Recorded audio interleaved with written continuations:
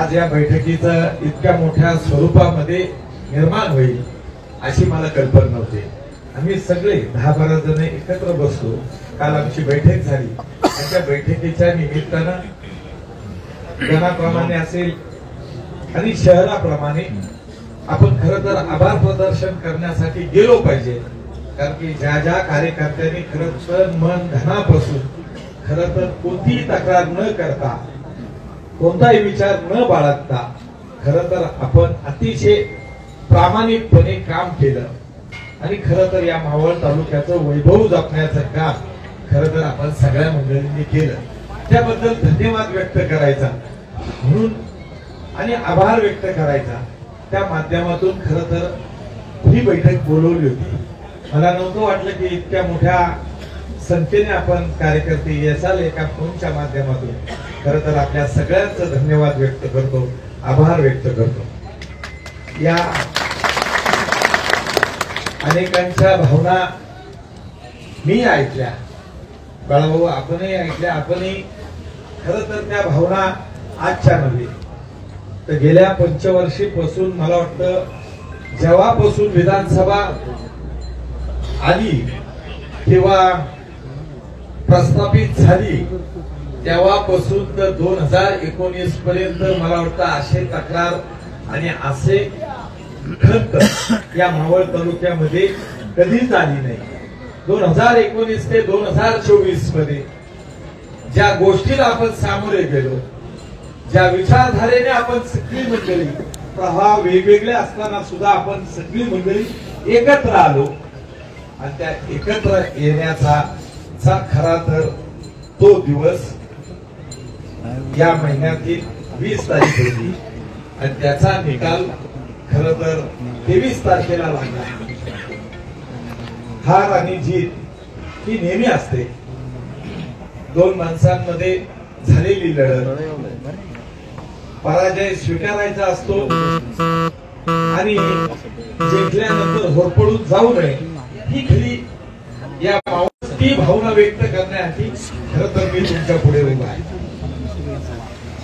आपण सगळ्या मंडळींनी आणि आखलेला कार्यक्रम हा आपण सगळ्या मंडळींनी ऐकलेला आहे। त्या त्या पद्धतीमध्ये आपण सगळी मंडळी एकत्र व्हावी, तिथे आपण सगळ्या पद्धतीमध्ये विचारमय करणार, त्यानंतर धन्यवाद व्यक्त करणार आणि पुढच्या गावाला जाणार। त्या ज्या पद्धतीमध्ये आपण सगळ्या मंडळींना सूचित केले की प्रत्येक कार्यकर्त्याने आपल्या गावामध्ये काम केले। काम करत असताना ज्या ज्या मंडळींकडे आपण गेलोय त्या त्या व्यक्तीकडे आणि ज्याच्याकडे गेलो नसेल तरी सुद्धा आपण त्यांचं आभार व्यक्त करण्यासाठी धन्यवाद व्यक्त करण्यासाठी जावं ही विनंती करण्यासाठी खरी तर ही बैठक आयोजित केलेली आहे आणि ते तुम्ही करसाल म्हणून मी भावना आहे। आणि त्या खरं तर आपण गुरुवारपासून सुरुवात करणार आहोत। गुरुवार आणि शुक्रवार आणि शनिवार हे 3 दिवस घेणार आहे।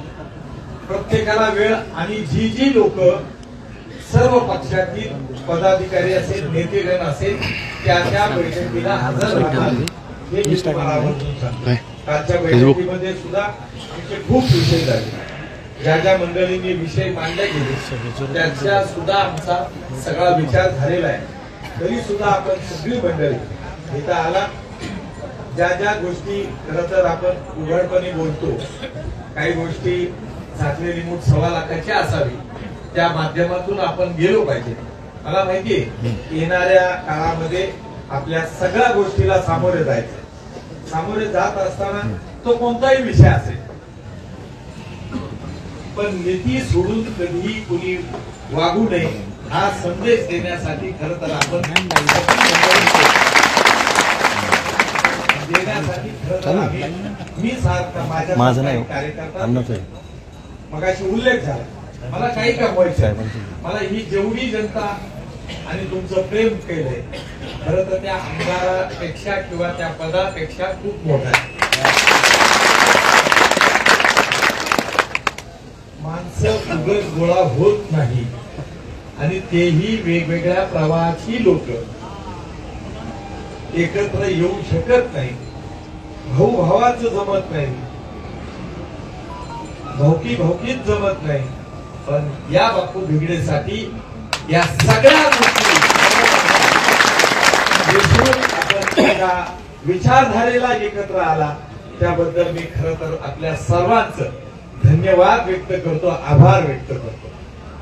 जे जे तुमच्या मनामध्ये आहे, ज्या खालच्या इलेक्शन पासून असेल किंवा निवडणुकीचा असेल किंवा जे अंतर्गत विषय असतील ते सोडवण्याचं काम सर्व पक्षातील नेतेगण करणार आहे, हा विश्वास आपल्या सगळ्या मंडळींना देतो.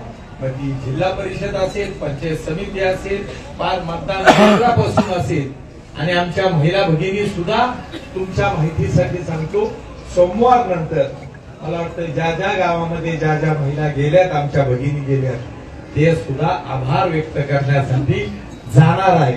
पण आपल्या सगळ्या मंडळींना विनंती करतो, ज्या गावामध्ये ते आपल्या महिला भगिनी येतील त्यावेळेस आपल्या कार्यकर्ते सुद्धा मगाशी खरं तर संभाजीरावांनी अतिशय चांगला विषय घेतला.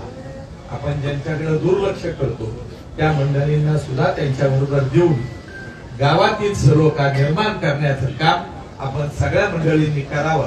पुन्हाच्या आलेल्या सगळ्या मंडळींचं, सर्व कार्यकर्ते बंधू आणि भगिनींचं आपला आभार व्यक्त करतो, धन्यवाद व्यक्त करतो आणि थांबतो.